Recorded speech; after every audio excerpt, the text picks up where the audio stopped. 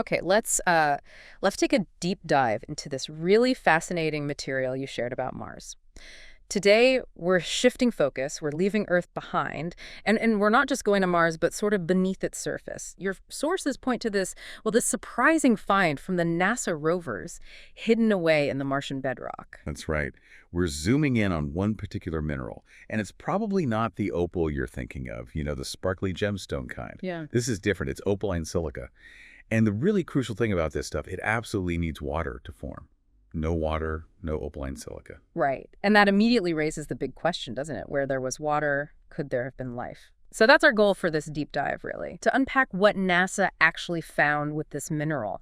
How does it even connect to something like, gemology back here on Earth? And I guess most importantly, what might these kind of humble Martian rocks tell us about life beyond Earth?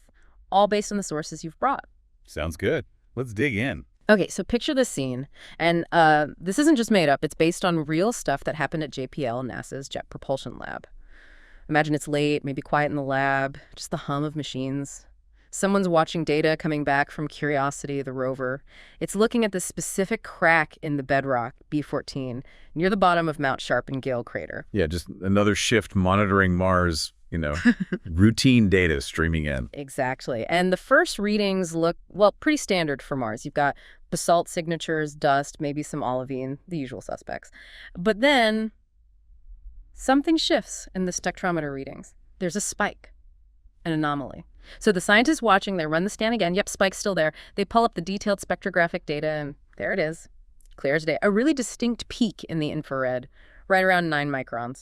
The 9-micron peak. That's the telltale sign. That's hydrated silica. And not just any hydrated silica, but specifically the data fits opaline silica, the kind that, like you said, absolutely requires water when it's forming. And seeing that signature inside a fracture, like B14, that immediately gets geologists thinking. It suggests this didn't form way back when Mars might have had surface floods, billions of years ago. Finding it fill and crack points to it forming much later, maybe long after the crater itself was formed. It strongly hints at hydrothermal activity. Basically, silica-rich water flowing through the rocks, plumbing, cooling down, and leaving this mineral behind in the veins. Okay, and this is where it gets really exciting, moving from just geology towards biology, right? Because here on Earth, opaline silica often forms in hot springs. Exactly. And those places on Earth are just teeming with microbial life, aren't they? Absolutely powerhouses for it. And critically, this type of silica, it does something remarkable. It preserves things. It acts like a natural time capsule. As it forms, it can trap and preserve organic materials, even potentially fossilized microbes. So suddenly, that pale-looking mineral vein isn't just a sign that water was there. It becomes a potential archive, a place where, if microbes did exist in those Martian hot springs, maybe, just maybe, they got trapped and preserved for billions of years. It's almost like the rock itself is holding a secret. Wow. And like you said, that whole scenario, while we pictured it, it's grounded in the actual discovery. But the story of Martian opal, it started even before Curiosity found it in 2015, didn't it? Oh yeah, it goes back further. The first real hints came from the Spirit rover, way back in 2008. Spirit found these high concentrations of hydrated silica near a feature called Home Plate over in Gusev Crater. Later analysis confirmed it was indeed opaline silica, likely formed by water interacting with volcanic materials, probably in relatively low-temperature hydrothermal conditions. Okay, so Spirit found it in Gusev, maybe more like surface stuff. Seems like it, yeah. Then Curiosity comes along. Years later, different crater, Gale Crater, and in 2015 finds similar opaline deposits. But here's the key difference. Curiosity found them inside fractures in the bedrock near Mount Sharp. These weren't just loose bits on the surface. They were clearly layered deposits within the rock, formed by silica-rich water flowing through those cracks and solidifying. Right.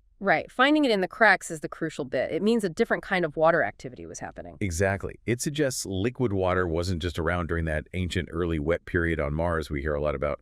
It implies water was active, flowing within the rock, potentially much, much later in Mars's geological story, long after the surface mostly dried out. This idea of late-stage water is a huge reason why this finding got scientists so excited. Okay, so let's break that down then. Why is this Martian opaline silica such a big deal? What are the main takeaways based on the material that make scientists sit up and pay attention? You mentioned sort of 3 key reasons. Yeah, absolutely, and they kind of build on each other. First, like we just said, finding it, especially in fractures, is strong evidence that liquid water was around relatively late in Martian history. much more recently, perhaps, than we used to think widespread water activity was possible. Which extends the time frame when conditions might have been, habitable. Precisely. That's point one. Second, on Earth, this stuff, opaline silica, often forms in hydrothermal systems, like hot springs, volcanic vents. And we know from Earth that these kinds of environments are fantastic places for microbial life to thrive, even in really harsh conditions. Little oases for life, almost. Kind of, yeah. And that leads straight to the third reason, which is maybe the most compelling part for the search for life itself.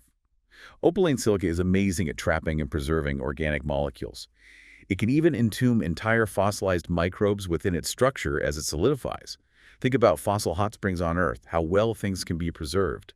This silica can basically lock in that ancient biological evidence. So these aren't just rocks saying water was here. They're more like potential safes or archives that might actually hold the evidence of life itself, if it ever existed there. That's exactly why finding these opal sites shifted things. They went from being just interesting geology to being top priority targets in the search for life on Mars. Which neatly brings us to right now, 2025. These sites are basically marked on the map for our current missions. Right. And this is where the Perseverance rover really comes into the picture. It's currently exploring Jezero Crater, an ancient lake bed and river delta. And it's specifically designed to look at fractured bedrock and deposits that might hold minerals like this. It's got the right tools for the job. You mean instruments like Sherlock and PSL? What do they actually do? Yeah, so Sherlock uses spectroscopy, basically analyzing light, and a camera to figure out the mineralogy and hunt for organic molecules in the rocks. It's really good at zeroing in on those mineral veins. And PIXL, that uses X-rays to map out the elements in the rock in fine detail. It helps spot potential biosignatures and tiny textures within those veins. They're basically sniffing out the chemical and structural clues that could point to past life. And there was some news about this pretty recently, wasn't there, earlier this year? Yes, exactly. Reports came out about finding new spectral signatures, very consistent with hydrated silica, inside some shallow fractures near Jezero's rim. These spots showing these signatures are now tagged as, extremely high-priority candidates for sample collection. Samples meant to come back to Earth. Which leads us straight into the Mars sample return mission, that big collaboration. Huge deal. It's NASA and the European Space Agency working together. Right now, it's in the phase where they're putting all the pieces together, the integration phase. The whole plan is to eventually send a mission to pick up the sample tubes. Perseverance is carefully collecting and feeling and bring them back here to Earth, hopefully by the early 2030s. And crucially, some of the samples Percy has already collected are these layered, vein-rich rocks. And those new high-priority sites, they'll likely yield samples of exactly this kind of opaline material we're talking about. Right. Okay, this is maybe the most important part. Why go through all that immense effort, the cost, the complexity to bring these specific rocks back? Why can't the rover just analyze everything there? Simply put, our labs here on Earth are just vastly more powerful. You can't shrink down the kind of analytical equipment we have here onto a rover, no matter how smart Percy is. We're talking about things like nanoscale imaging, seeing things incredibly close up, super precise isotopic analysis, which can tell you about origins and processes, and just a much deeper, more sensitive search for any trapped organic molecules, the kind of detailed analysis you'd need to really try and confirm if there's evidence of past microbial life. So it's about bringing the samples to the absolute best tools we have. That's the idea. And scientists aren't just waiting around. There are teams right now at places like NASA's Astromaterials Research Office, the Carnegie Institution. They're running experiments. They're simulating Martian hydrothermal conditions in the lab, trying to figure out exactly how these opals form there, what kinds of biosignatures get preserved best, and how. So when those precious samples finally arrive, we'll know exactly what subtle clues we should be looking for. So the story of Martian opal has really changed over time then. It started as just, hey, we detected this mineral, then it became a marker for water, and now it's like front and center in the actual search for life. It really has. These seemingly plain silica veins have gone from being geological footnotes to potentially holding the answer to one of the biggest questions we have. And it makes you think differently about opal, doesn't it? Like, we started off saying, if you're into gemology, opal is about beauty, color play, how it looks. Yeah, the aesthetics.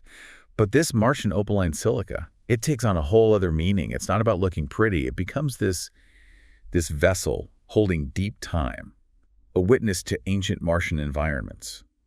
And maybe, just maybe, A silent storyteller holding evidence of ancient life. Wow. Yeah, it completely reframes it from a gemstone to a potential message in a bottle, billions of years old. Well, that brings us to the end of our deep dive on Martian opaline silica.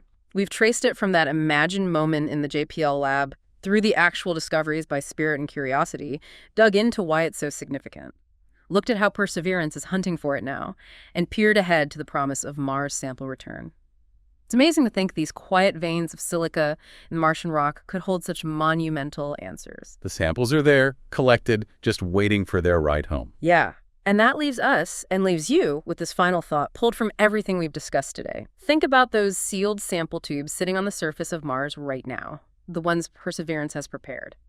Is it possible that locked inside those specific opaline veins, microscopic evidence of life that existed billions of years ago is just waiting for us to bring it back and finally find it in our labs? Something for you to mull over until our next deep dive.